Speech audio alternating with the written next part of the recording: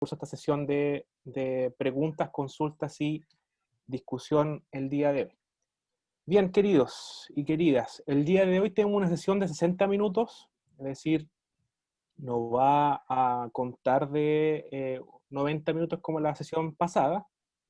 En cambio, vamos a tener 60 minutos diseccionados en este formato. Van a haber 20 minutos de preguntas, ¿sí? Usted va a poder escribir sus preguntas en el chat y la profesora Camila va a hacer una pequeña selección de las preguntas en las que ella se puede hacer cargo, efectivamente, y va a intentar responder a sus preguntas. ¿Bien? Para eso vamos a tener 20 minutos, es decir, comenzamos en un par de minutos más, 20 minutos para eso. Luego van a haber 25 minutos de grupos pequeños. Es decir, usted va a ser trasladado a un grupo pequeño con 3 o 4 personas en el que vamos a intentar responder la pregunta que nos hace Camila a nosotros, la profesora Camila a nosotros, ¿ya? Que si no se ha dado cuenta, en el grupo hay una pregunta, ¿verdad? Que dice, ¿qué implicaciones tendrá hoy para el pensamiento político, social, historiográfico, filosófico y o teológico pensar en una descristianización y en una repolitización de las personas, de las situaciones y los textos que se relacionan con los primeros pasos de la historia cristiana primitiva? Bien, esa pregunta vamos a intentar, bueno, por supuesto que cada uno la puede tener, ahí en el grupo de WhatsApp está, ¿ya? La puede tener, vamos a intentar dialogar. Para eso van a haber 25 minutos, ¿ya? Sáquele provecho a eso, por favor, porque es de vital importancia que podamos aprovechar ese espacio particularmente para poder eh, luego volver a la sala general y vamos a elaborar una plenaria de 15 minutos. Plenaria quiere decir una reunión general en donde vamos a dar nuestras impresiones a voz pública, digamos, entre todo este grupo, nuestras impresiones de la pregunta y la discusión que surge en torno a esta primera sesión. ¿Bien?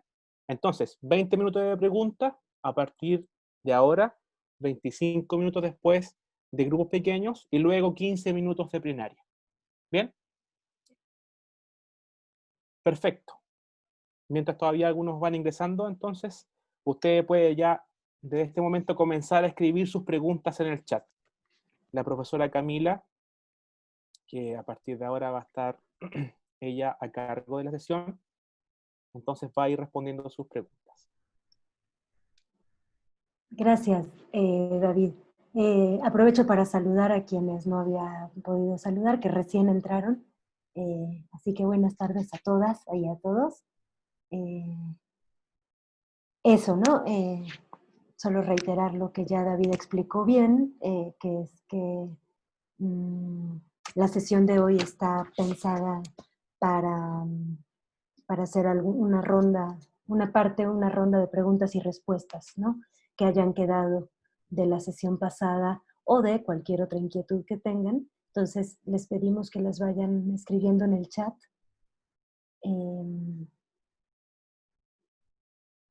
Y ya que se junten algunas, vamos viendo de organizarlas.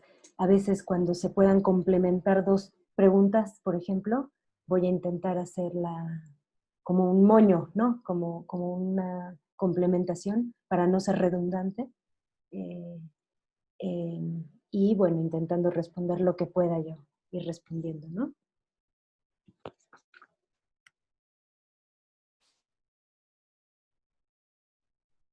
Estoy leyendo ya lo que va apareciendo ahora.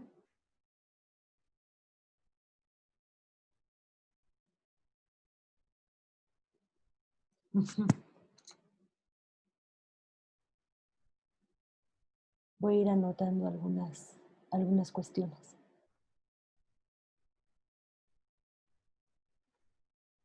Muchas gracias a Janet y a Carlos por sus preguntas. Insisto, pueden anotarlas en el chat.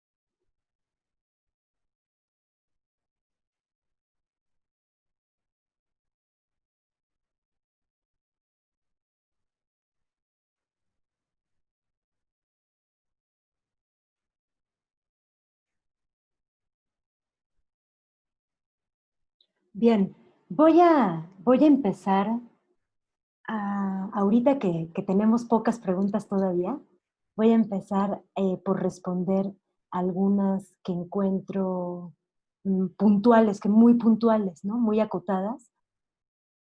Poco a poco, conforme vayan creciendo el número de preguntas, tal vez voy entonces a empezar a responder de forma más general, ¿no? Lo que pregunta Janet sobre esta deferencia de Roma para con las comunidades judías, pregunta si se daba por el monoteísmo del pueblo judío, ¿no? Hasta donde yo consideraría, el monoteísmo del pueblo judío resultaba interesante para Roma. Resultaba un aspecto medio extraño y medio interesante, y en algunos casos sí les resultaba como digno de admiración incluso, pero esto sobre todo a los filósofos, a los pensadores, ¿no? A las autoridades romanas el monoteísmo del pueblo judío les podía llegar a parecer más bien una cosa exótica y extraña, e incluso en algunos sentidos incluso como de supersticiones eh, necias, ¿no? Como casi como de terquedad. Em, Creo que esta deferencia, de la que hablábamos la sesión pasada justamente, se da por un conjunto de cosas. Em, lo que los filósofos consideraban sobre el judaísmo sí importaba, esto que para algunos pensadores y filósofos era una cosa notable, sí importaba, pero sobre todo era relevante la cuestión de la organización y como si se quiere llamar así, la disciplina que tenían a nivel de organizaciones comunitarias, ¿no? Era un pueblo organizado en en una forma de organización política incluso, ¿no? A lo interno de la ciudad, de toda ciudad, ¿no? Al interno de la urbe, que permitía una, una o sea, que Roma pudiera tener controladas estas comunidades a cambio de importantes impuestos, ¿no? A cambio de importantes, eh, pues como beneficios económicos y beneficios también de lealtades, ¿no? De lealtad al emperador, de lealtad a ciertos patrones, etcétera, etcétera. Y eso era para Roma muy valioso, poder tener un grupo de ciudadanos bien organizados y bien cuidadosos respecto de la autoridad administrativa romana, por decirlo así, ¿sí? Respetuosos de la autoridad romana. Y eso para Roma era importante, ¿no? Eh,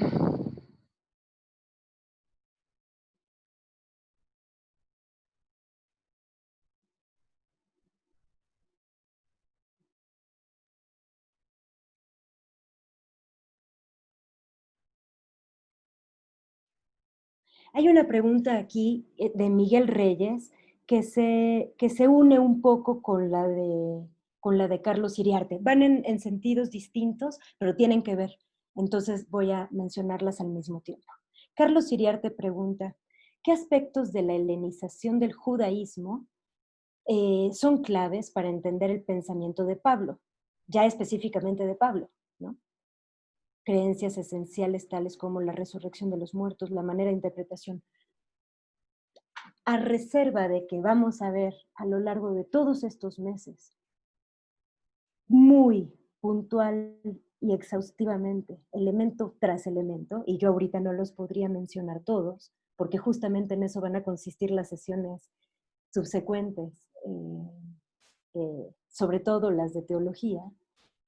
Yo diría que en términos generales, el aspecto más, digamos, helenístico del pensamiento paulino es precisamente la noción de la universalidad, y la noción la, de la detonación de Israel precisamente a ser una instancia que rebasa el territorio de Israel. Esa noción de universalización es la nota helenística, que por supuesto es la nota fundamental del paulinismo, ¿no? Como veremos con detalle después, pero que justamente es algo que no se puede entender si no es en clave de la sinagoga helenística, es decir, de la sinagoga fuera de Palestina, es decir, de un pensamiento judío completamente perfundido del pensamiento griego, ¿no? Griego helenístico en particular, ¿no? Por eso tantos autores, filósofos en particular, como Alonso Loza nos comentaba en la conferencia que se dio hace algún tiempo, algunas semanas, han hablado de que es Pablo de Tarso al que se le puede adjudicar la invención del cristianismo en este sentido, en el sentido de la invención del universalismo, de la universalización del credo crístico. Y eso es, yo creo, la nota central helenística del pensamiento cristocentrado. Bueno, y esto lo vinculo con lo que Miguel Reyes pregunta. Dice Miguel, el sincretismo se explicó la semana pasada a partir de la palabra Christos. ¿Es posible hablar del uso del griego, pero bajo la concepción judía de las palabras? ¿O siempre debemos hablar de injerencia del pensamiento greco-romano por el simple hecho del uso del idioma? Miguel, no sé si entiendo bien tu pregunta, pero voy a intentar ver si la estoy entendiendo bien. No significa que cuando usamos la lengua griega, siendo una comunidad de, bueno, de personas de no habla, ¿no? Entonces ya estamos pensando en griego de manera automática, de manera lo que hoy entendemos casi como computacionalmente, ¿no? No es así, no es así. Es un proceso de hibridaciones culturales, también de traslaciones, ¿no? De traslaciones simbólicas, culturales, cognitivas, ideológicas, simbólicas, lento y complejo, ¿no? Pero entonces, intentando responder tu pregunta, si la entiendo bien, claro que las comunidades judías están pensando en problemáticas judías. ¿Y qué sería eso? ¿A qué nos referimos con eso? Pues con aquellas problemáticas, por lo menos, que vienen dadas en la tradición escrita, ¿no? Que son las de las escrituras sagradas que tienen estas comunidades para este momento, ¿no? Siglo primero, ¿no? Lo que podríamos llamar en términos muy generales la Biblia de esta época, ¿cierto? La Biblia hebrea. ¿Cuál judaísmo? Bueno, ya veíamos la vez pasada que no es lo mismo. Sin embargo, a pesar de que el texto sea el texto, no es lo mismo el judaísmo palestino que el del sur de Grecia o que el de Filipos allá por Macedonia. No es lo mismo, ¿verdad? Y en ese sentido, ¿qué es, dices, la concepción judía de las palabras, dice Miguel? Claro, hay una serie de problemáticas e inquietudes que atravesarían o constituirían lo que podemos decir un pensamiento judío de esta época fuera de Palestina, por ejemplo, ¿no? Ahora bien, el límite entre eso y la cultura griega, que es en la que habitan estas comunidades, es muy poroso. Y cuando se piensa en griego y se habla en griego, efectivamente, a nosotras que estamos 2000 años más tarde observando este fenómeno, nos resulta dificilísimo ver dónde está el límite. ¿Cómo podemos estipular? Hasta acá estamos hablando de cultura judía, pero hasta acá ya no. Entonces, un renglón sí y un renglón ya no. Eso es muy difícil de hacer. Más bien lo que se podría decir es que son procesos de traslaciones y de hibridaciones culturales dadas por el lenguaje, pero dadas también por la producción económica y los usos y costumbres y los vecinos, ¿no? Y qué se producía en qué ciudad y con quién había que lidiar, etcétera, etcétera, ¿no? Luego dice Jaime, la misionología de Pablo fue transculturalmente romana o religiosamente judía. Bueno, hasta donde yo entiendo, hay ya para el siglo I, hay ya una importante, por lo menos hay importantes testimonios, registros de proselitismo judío fuera de Palestina, para el siglo I, ¿no? No, es decir, que sí se concebía, sí se llegó a concebir que difundir una determinada noción religiosa era relevante, hacia afuera de la comunidad judía. Tal vez esto puede tener que ver con esto de la misionología. Sin embargo, yo pondría el acento en la cuestión greco-judía, ¿no? Por lo que decíamos ahorita, hace unos minutos, ¿no? La cuestión de la idea de avanzar y difundir y crear y fundar comunidades. Bueno, hay historiadores que lo entienden como un acto político, como veremos en la siguiente sesión que me toque dar a mí, dentro de algún tiempo, ¿no? Este, pero entonces sí, más bien yo creo que tiene que ver con este carácter fuertemente helenístico del pensamiento de Pablo, ¿no?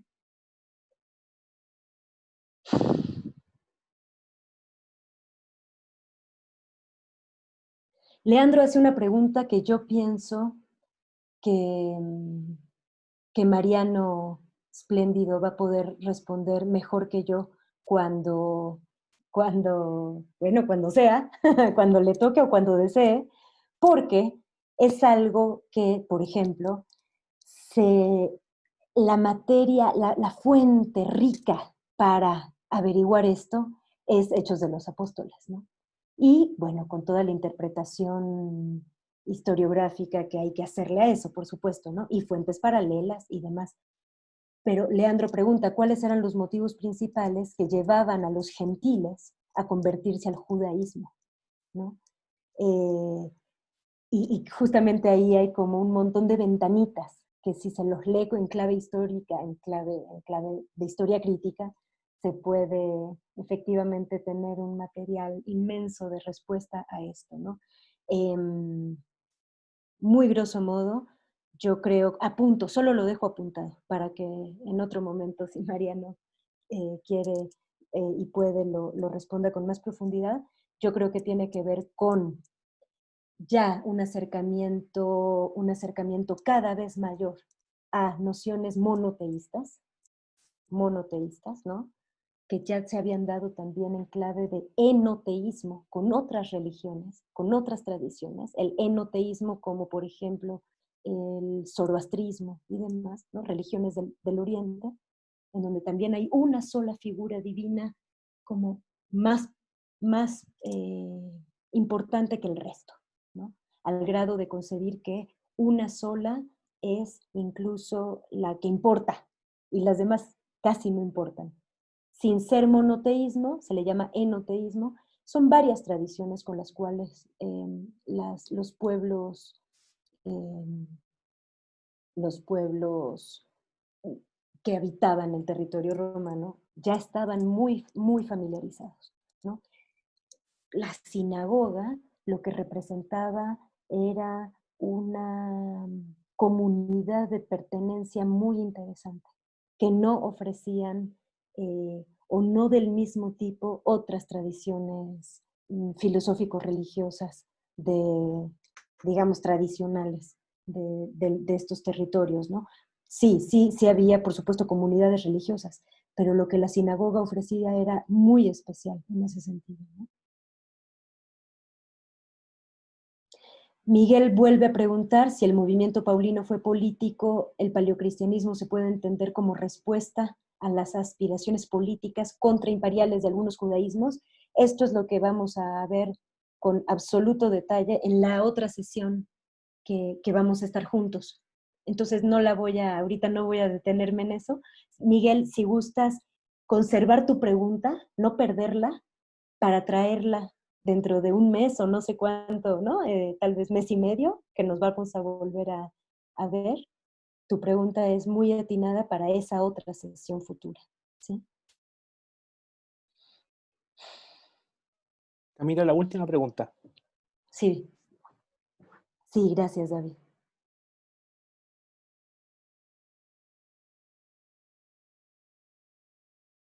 Qué interesante. Carlos Iriarte hace una pregunta muy interesante. Pablo, al ser un ciudadano romano, podríamos inferir, dado eso, que su pensamiento de alguna forma también estaba influenciado por la idea de patronazgo guión poder. Esto relacionado con que la ciudadanía romana era dada por las personas de poder. Yo creo que también Mariano Spléndido es especialista en el problema de la ciudadanía romana o no de Pablo. Mariano, yo estoy tejiendo junto con, ¿no?, las respuestas junto con lo que tú vas a poder compartir en el futuro. Pero sí quisiera insistir en esto, al margen de la ciudadanía romana o no, que tal vez Mariano como especialista nos puede después dar luz, al margen de esto, Pablo con lo que sí está familiarizado es con las redes de poder ya helenísticas, que son las de benefactor beneficiado, que estaban desde antes en suelo imperial romano. Entonces, con lo que sí está familiarizado Pablo, y yo diría en lo que está construido también su pensamiento, es en estas dinámicas greco-romanas, digámoslo así, ¿no? O romano-helenísticas, mejor dicho, más precisamente, romano-helenísticas. Por supuesto que sí. Lo que veremos después es, eh, Carlos, lo que veremos después, que es interesantísimo, es si Pablo está en contra de esas estructuras y todo lo que va tejiendo, lo va tejiendo en contra de esas estructuras, o si lo que hace es intentar establecer una forma de comunidad diversa y distinta, pero irremediablemente no le queda otra que reproducir esas estructuras, ¿no? Y eso es lo que vamos a estar viendo, pues, en el futuro. Ya creo que ya no tengo tiempo de responder más, pero mientras ustedes conversan en los grupos pequeños, voy a anotar todas las preguntas para que no se pierdan. Buenísima idea, Camila. Muchas gracias por las preguntas. Hay preguntas de verdad que son tremendamente interesantes. Y ya yo Sí. veo a Mariano con cara de querer intervenir, pero aguantándose. Muy bien, les voy a copiar la pregunta acá en el chat, ya la pregunta que nos hace Camila a nosotros, perdón, la profesora Camila a nosotros, para que ustedes que la copien, y Pablo en este momento está trabajando para enviarlos a grupos pequeños, ¿ya? No se vaya, manténgase ahí, intente abrir su micrófono, abrir su cámara y en la medida de lo posible dialogar con los compañeros que le va a tocar en grupos pequeños. ¿Bien? Entonces nos vemos en 25 minutos más. Sí. En 25 minutos más volvemos acá. Les va a llegar una invitación ahora a su pantalla. En el pleno, Sí. que alguien de cada grupo, una persona, nos pueda compartir, no sé si levantando la mano o en cuál orden, no sé, ahí como se vaya pudiendo, que nos compartan como un resumen de las cosas que pudieron conversar. Bien, mientras organizamos, entonces que parta mi grupo con Carlos. Carlos, a ver si estás. Te pillé comiendo, pero dale nada más. Lo agarraste en el... Sí, disculpa, Carlos. Bueno, primero que todo, saludar a todos y todas en el grupo. Es un gusto compartir. De igual forma a la profesora Camila, gracias por su tiempo y su dedicación. Sobre todo al traducir los textos y pasarnos los textos, eso se agradece mucho. Bueno, básicamente yo creo que dimos vuelta en el argumento de poder, el desafío que tenemos hoy día de poder primero entender los tiempos en los cuales estamos viviendo, donde tenemos una sociedad donde, como bien dice la pregunta, se está descristianizando y nos estamos volviendo más seres políticos, y eso está pasando hoy en día en la sociedad. Y hay el símil es con lo que ocurrió en el primer siglo también, como el ciudadano romano era bastante político. Entonces el desafío que se nos planteaba y nos dábamos vuelta en eso es justamente poder quitarnos el sesgo a la hora de leer a Pablo. Aquí ya hablo como un cristiano protestante evangélico, leer la Biblia, leer la Escritura, en ese sentido.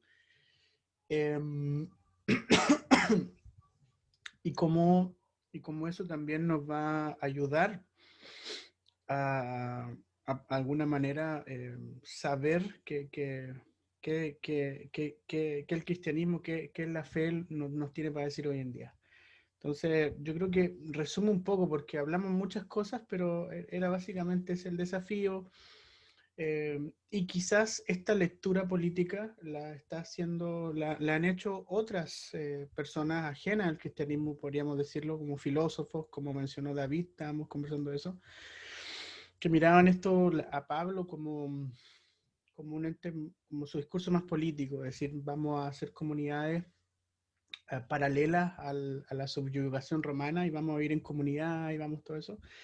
Entonces, lo que pasa es que quizás el cristianismo, al menos en Occidente, llegamos a una conclusión que tenemos una herencia del evangelicalismo estadounidense. Entonces, esta cuestión del poder del Estado es bastante extraña. Se lee a Pablo literalmente cuando dice sujétense a toda la autoridad, entonces todos decimos, bueno, hay que sujetarse porque es autoridad de Dios. Quizás detrás de eso Pablo estaba diciendo otra cosa que nosotros no queremos, pero eso es por producto del evangelicalismo estadounidense, por este tema de la inerrancia. Para los pastores cristianos saben lo que estoy hablando, la inerrancia plenaria, de que todo fue casi obra y gracia del Espíritu Santo. Y en ese proceso no vemos realmente que Pablo era un hombre de carne y hueso, que era hijo de su tiempo. Y quizás el desafío que nosotros tenemos hoy día también es mirar a la sociedad y darnos cuenta de que hoy en día, y con esto cierro, hoy en día estamos en el umbral de un cambio significativo. Creo que, y aquí pongo mi cosecha, la pandemia nos vino a mostrar que estamos entrando en una nueva época en la humanidad, donde a los jóvenes, por ejemplo, a la sociedad hoy día ya le interesa mucho más saber qué va a pasar con sus naciones más que antes. Entonces, yo creo que por ahí tenemos ese desafío. No sé si respondimos la pregunta, pero nos hizo reflexionar mucho. Eso sería. Caso cerrado. Muchas gracias, Carlos. Bueno, pasamos al segundo grupo, que es el grupo de Reinaldo Lara, Leandro, J.M. Gasca, Andrés Moisés Hidalgo. Así que uno de ustedes cuatro podría, por favor, tomar la palabra y responder brevemente cuál fue la interacción en el grupo y cuáles fueron las conclusiones, las principales conclusiones, obviamente.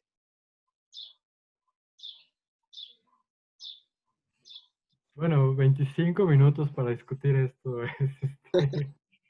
Se nos fue evidentemente rapidísimo. Y el punto de partida tuvo que ver con cómo se entendía la palabra descristianización en la pregunta, ¿no? Tratábamos primero de enmarcar lo que se nos dijo en la sesión pasada, que tenía que ver con que Pablo era parte de uno de tantos movimientos propiamente judíos, no cristianos, ¿no? Entonces, ¿qué nos ocurre ahora, en la actualidad, cuando dejamos de concebir a Pablo como cristiano y entonces lo reconocemos más, como decían recién, como hijo de su época, precisamente, ¿no? Entonces por ahí va un poco la cuestión. La cantidad de aspectos, de microaspectos que aparecieron fue imposible de responder y de abordar, ¿no? Pero quizá una cosa importante que en mi opinión se preguntó dentro del grupo era ¿cómo podíamos ver el impacto político que pudo tener Pablo a la luz de lo que ha pasado en Chile en octubre, ¿no? Esa creo que fue una pregunta interesante. Y otra pregunta interesante que se hizo fue ¿cuál es el motivo propiamente histórico por el que el movimiento de Pablo en cuanto tal, si lo concebimos como decristianizado, ¿no? Devino precisamente, digamos, el paradigma del cristianismo, ¿no? O digamos, el cristianismo no derrotado, para decirlo con Piñero. ¿Cuál es qué es lo que permitió eso, ¿no? Entonces, un poco hacia eso y otras muchas cosas que no podría enumerar fue la discusión, ¿no? Pero evidentemente no llegamos a conclusiones ninguna, claramente. Muchas gracias. Juan Manuel, ¿verdad? Muchas gracias. Vamos al tercer grupo, entonces, que es el grupo de Jaime, Janet y Luis Alejandro. ¿Alguno de ustedes tres, por favor, que haga lo mismo que han hecho los grupos anteriores?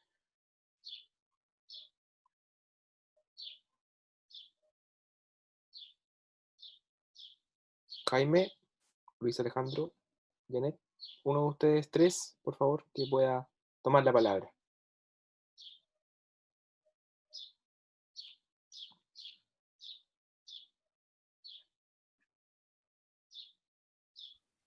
Parece que mis compañeros no van a hablar.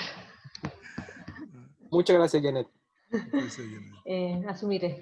Mira, tratamos de ir por partes, como dijo Jack, y nos planteamos en qué significaba descristianización, al menos en el ámbito político, y dijimos que de ahí claramente estaba todo descristianizado. Diferente era el uso político que se le podía dar a las diferentes religiones para los propios motivos o de hacerse parecer como tal, pero que en realidad ahí ya había una deconstrucción en el mundo político que hace rato ya había estado funcionando. Y después empezamos a hablar de algo bien interesante, que es el tema de que cómo nosotros como iglesia latinoamericana llegamos al cristianismo o no comprendimos el cristianismo, y que efectivamente lo recibimos desde el norte, el mundo occidental, ¿cómo se llama?, de países desarrollados, del hombre blanco, heterosexual, que llega con esa visión a América Latina. Y, y nosotros ahora, quizás en las últimas décadas, estamos comprendiendo que tenemos, o sea, gracias al surgimiento de la teología de la liberación y luego de la teología latinoamericana en los últimos 40 o 50 años, estamos comenzando a dar nuestros pasos ya pensando, o sea, haciendo esta fase de sacarnos la capa de cristianismo que recibimos de herencia y comenzar a entendernos qué significa todo esto con lo que nos encontramos. Creo que hasta ahí podríamos, creo que llegamos a hacer una conversación más o menos en lo cual todos participamos, pero nos fuimos por ese lado, porque hablamos después de la misión y de cómo la recibimos, cómo la empezamos a hacer y cómo la estamos comenzando a hacer ahora. De cómo nosotros estamos llevando el Evangelio ya diferente a una década atrás, por ejemplo.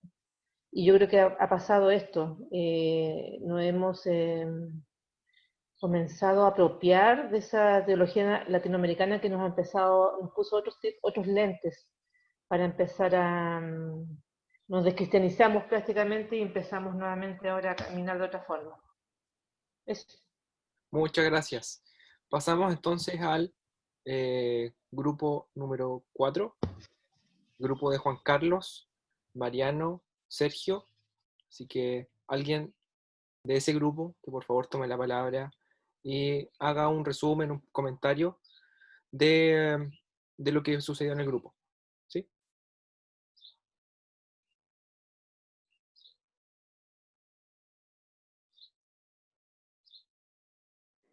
Bueno, la verdad es que también partimos por intentar llegar a un consenso de la comprensión de lo que entendemos por descristianizar y al mismo tiempo en politizar, digamos, cómo comprender algunos textos. Eh, como la pregunta es bastante amplia, da para bastante reflexión.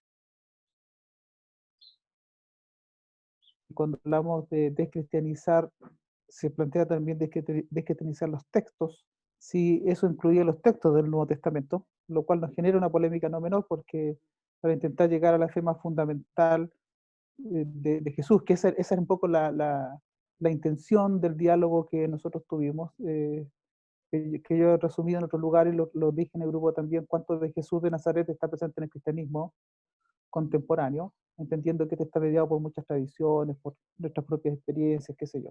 ¿Cómo llegar a esa fe más fundamental, que sería un poco el propósito de descristianizar, desde los que adherimos a la fe y vivimos en ella? Eh, pero si eso significa también descristianizar los documentos que nos alimentan la fe primera, ahí entramos en un círculo que no es fácil superar, digamos, en una problemática que no es menor. Y por otro lado hicimos un alcance que a mí me parece bien interesante.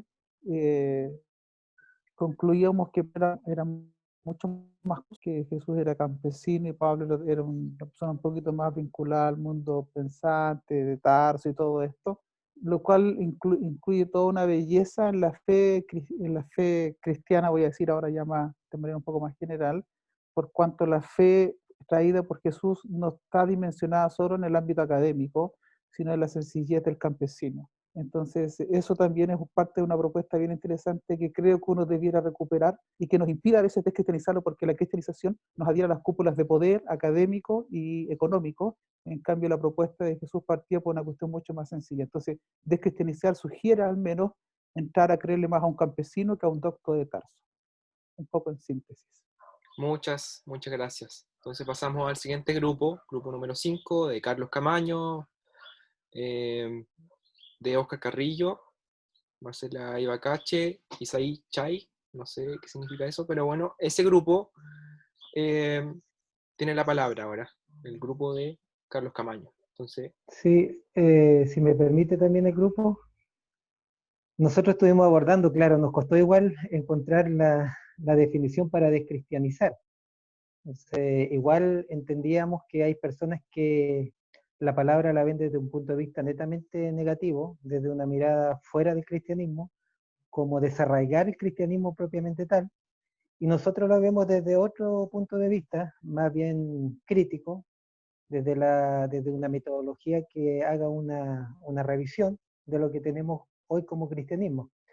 Entonces, pensábamos, por ejemplo, en la mirada de los primeros seguidores de Jesús, que a partir de Jesús hicieron una desjudaización y pudieron plantearse lo que Pablo se planteó en términos desde la fe con implicancias políticas. Por ejemplo, la misma concepción que veíamos de la gratuidad la semana pasada, como la postura de la predicación de Pablo hablaba de un Dios más bien desde una gratuidad y que tenía implicancias políticas. Ahora, ese movimiento desjudaizante, que después pasó a llamarse cristianismo, nuevamente vemos que se volvió a clausurar mediante una serie de propuestas dogmáticas que terminaron por ahogar la vida de esos testimonios que mostraban una constante de vitalidad en esa fe que tenía implicancias políticas, ¿ya?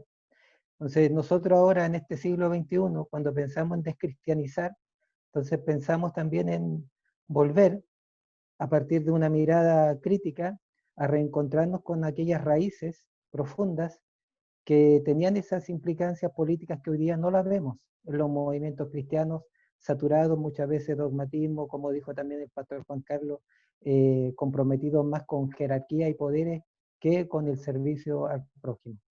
Y se habló también entonces ahí de reeducar, de hacer relecturas creativas, de volver a explorar el texto bíblico en su capacidad para dar significados nuevos en los contextos actuales. Por ahí, querido. muchas gracias. Entonces pasamos al último grupo.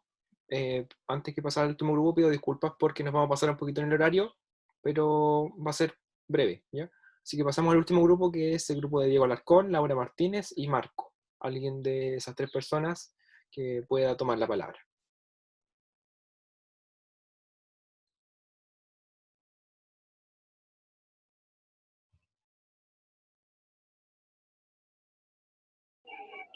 Laura es la que tenía la información más clara, así que Laura, y estaba Miguel también, teólogo de Guatemala.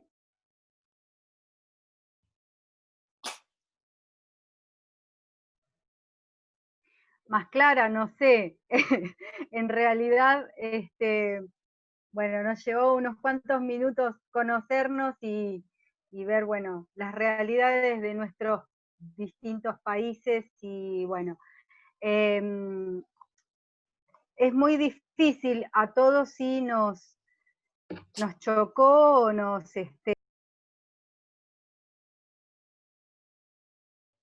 Laura está silenciada. Te muteaste. Ahí sí. A ver, ¿ahora me escuchan? Sí. Porque hace un rato también me quedé dura, no sé. ¿Ahora me escuchan? Sí. No, que digo que nosotros llevamos como mucho tiempo para conocernos los integrantes del grupo y ver las situaciones como estaban pasando esta cuarentena en cada uno de nuestros países, entonces, bueno, nos dio mucho ese tiempo, no es que lo perdimos, estuvimos abocados a otras cuestiones, pero en el tema de descristianizar, este concepto nos golpeó, ¿no? No sabíamos muy bien cómo abordarlo. Veo que todos los grupos han trabajado y han llegado a conclusiones muy valiosas. Sobre el final, uno de mis compañeros de grupo, creo que Miguel es el de Guatemala, no te veo yo acá. ¿Dónde estás? Porque vos estabas haciendo sobre el final unos aportes muy valiosos y justo se cortó. ¿Vos podrías seguir, Miguel? No lo veo. Creo que no está. ¿Que no está? Bueno.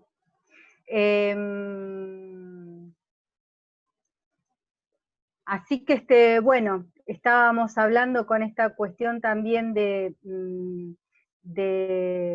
las visiones políticas, que para nosotros era mucho más importante la visión religiosa, entonces de sacar, considerábamos esto de descristianizar desde un concepto negativo, ¿no? Y bueno, pero por ahí alguien en otro grupo hizo una mención de que no necesariamente deberíamos verlo desde esa concepción, así que bueno, es como para seguirlo pensando, ¿no? Bueno, Gracias. muchas gracias a todos los grupos. David. Bueno, gracias a todos y todas por su aporte y por supuesto que una vez lanzado el guante, imagino que Camila, la profesora Camila, perdió absolutamente el control de la dirección de su guante. Se dio cuenta, muchos disparamos para varios lados, pero eso es lo lindo de las preguntas, a lo mejor, que ayudan a reflexionar en diversas formas. Ella pidió algunos minutos de réplica, así que a partir de ahora, Camila, corresponde tu réplica. ¿No les importa darme 8 minutos para responder sus comentarios? Dale nomás, con gusto. Gracias. No me voy a poder detener mucho, obviamente, pero sí, efectivamente, David, la pregunta se fue por rumbos diversos y me encanta, y la verdad es que me encanta escucharles porque además así conozco quiénes son, ¿no? Y nos conocemos un poco más y entendemos por dónde van las inquietudes y eso me encanta. No voy a poder replicar de todo lo que han comentado, pero quisiera solo decir algunas cosas. Solo algunas cosas. La pregunta efectivamente tenía que ver con lo que se vio la vez pasada, de cómo hablamos de que historiográficamente, ¿no?, hay toda una perspectiva crítica, de análisis, de estudios del cristianismo primitivo, que lo que plantea es la descristianización de Pablo. Pero decíamos no solo de Pablo, también de algunos otros personajes, ¿no? Y de algunas otras situaciones y de algunos otros textos. Por eso la pregunta iba hacia allá, ¿no? Hacia la descristianización de personas relevantes, textos relevantes y situaciones relevantes para la historia paleocristiana. Pero por supuesto la pregunta tenía que ver con, ¿y eso? Cuando nosotros lanzamos la mirada sobre el pasado, sobre la historia, con ese punto de vista, ¿qué nos pasa hoy? Claro que hacia allá estaba hecha la pregunta, ¿no? Efectivamente,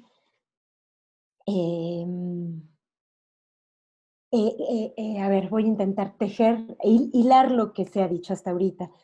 Efectivamente, considero que es interesantísimo lo que el equipo de Juan Manuel comentó, ¿no? O bueno, que Juan Manuel nos compartió, en relación con que, por ejemplo, uno de los efectos de esa descristianización metodológica, ¿no?, del pasado paleocristiano, tiene como consecuencia que de repente nos damos cuenta que el paradigma, como decía Juan, el paradigma de lo que luego se llamará cristianismo, que es el paulinismo, en realidad es algo que no nace como cristianismo, sino como judaísmo, como un judaísmo judío para no solo para judíos, pero eso es lo interesante. Y eso se convierte en el paradigma cristiano. Y eso es bien importante, bien interesante. Yo pienso que esto es interesante también en el sentido en que esto mirar el pasado, nos hace mirarnos hoy a nosotras y nosotros mismos en el presente. Desde esa otra mirada crítica también. Cuando decimos que las identidades se atribuyen por tradición y por una larga tradición de dogmas, ¿no?, de historia del dogma, que es larga y extensa, podemos también voltearnos a ver a nosotros mismos y pensar, bueno, nuestras identidades, cuánto no están tan bien amarradas a esas tradiciones de dogmas o de tradiciones simplemente, ¿no? Dogma no en el sentido peyorativo, sino en el sentido etimológico, ¿no? Es decir, lo cual me lo vinculo con lo que decía Carlos Camaño, perdónenme si los llamo por su nombre, yo no tengo muy claro el mapa yo solo veo los letreritos pero esto que comentaba Carlos de la desjudaización, yo no recuerdo haber dicho eso la vez pasada, pero me parece un concepto interesantísimo, ¿no? La desjudaización del judaísmo, supongo que te refieres a lo que ocurrió en el siglo I, ¿no? A lo que ocurrió en el siglo I. Ahora Sí. bien, ok, me parece un concepto interesante, nunca lo había escuchado, por lo menos no lo mencionamos así la vez pasada, pero me parece interesantísimo y también polémico, ¿no? Porque desde un cierto punto de vista se diría que las comunidades seguidoras de las enseñanzas o de la doctrina centrada en Jesús, lo que estaban haciendo era poner las cosas claras en el judaísmo. Lo que ellas estaban haciendo era decir, a ver, el judaísmo no se ha entendido bien y lo que tenemos que hacer es entender bien el judaísmo. O sea, tenemos que rejudaizar el judaísmo que está patas para arriba, ¿no? Desde un cierto punto de vista. Entonces, desde otro punto de vista, por ahí no. Pero entonces solo quiero decir que es polémico y interesante lo que planteaste, ¿sí? Lo cual, bueno, y de allí llego a lo que Laura comentaba recién y que decía, hoy en día nosotras aquí, tenemos, decía Laura, más interés en lo religioso que en lo político. Yo quisiera solamente invitarles a que no lo desvinculemos. lo que vamos a ver en clave histórica, por lo menos en clave histórica, o si quieren historiográfica, ¿no? De la historia social, y desde ese punto de vista por lo menos, es que lo que ocurrió en el siglo I no se puede distinguir de un problema religioso de un problema político. No se puede distinguir. Y que le quitemos la carga peyorativa a lo político. Aquí los expertos que están aquí, pienso en este momento en Juan Manuel, por ejemplo, especialistas y expertos en filosofía, en pensamiento filosófico, también el moderno y el contemporáneo, bueno, entre todos, digamos, ¿no? Pero podremos luego ir pensando, bueno, a ver, tal vez no es lo mismo, ¿no? Cuando hablamos hoy de política, hoy tal vez no es lo mismo que lo que podemos pensar del pensamiento político del siglo I, por supuesto, ¿no? No sería lo mismo. Pero tal vez hay un sentido, no lo sé, lo estoy poniendo sobre la mesa, en donde podemos quitarle esa carga peyorativa a la noción de lo político, porque está llena de horrores, ¿no? En la historia, por lo menos en nuestra historia, ¿no? Está llena de horrores. Y más bien pensar que todo lo que somos es también político, también, incluyendo el pensamiento religioso, incluyendo nuestra propia dimensión religiosa y también la de las primeras comunidades, ¿no? Digamos, también lo que ocurrió en el siglo I, ¿no? Vinculándolo con lo que Janet comentaba, bueno, creo que lo que Janet comentaba amarra esto como un moño. Y Janet también por escrito puso una cuestión en relación con los universos, los distintos universos patriarcales que se implican en lo que vamos a estar viendo todo este curso, ¿verdad? Que es el problema judío y el problema greco-romano o romano-helenístico, ¿no? Ahorita no voy a poder responder a la pregunta de Janet, pero quiero cerrar con eso, que es que estamos ante universos patriarcales diferentes que en el movimiento cristocentrado o en el movimiento de Jesús, digámoslo así, ¿no? Se enfrentó más bien, surge de y lidia con distintos problemas teopolíticos. Son varios, ¿no? No solo es uno. En el caso de lo que Janet dice, es el problema del patriarcalismo, que es tanto el de los patriarcas de Israel, digámoslo así, el judío, como el problema de las asimetrías de poder sexogenéricas greco-romanas. Entonces, se le ve por todos lados, y de esto yo voy a hablar en la sesión que me toque después. Voy a intentar responderle a Janet de la forma más exhaustiva que yo pueda, la importante pregunta que ella realizó por escrito, pero que también se relaciona con lo que ahorita comentó. Entonces, bueno, ya para no extenderme más, eso es como lo que pude en este momento tejer de lo que ustedes fueron comentando. Me rebasa, por supuesto. En 10 minutos no podría yo comentar todo, pero sí quiero decir que lo que han puesto sobre la mesa, ojalá que nos acompañe todos estos meses que vamos a estar juntos y juntas conversando, ¿no? Y pensar que esta es la primera sesión. Solo la primera sesión.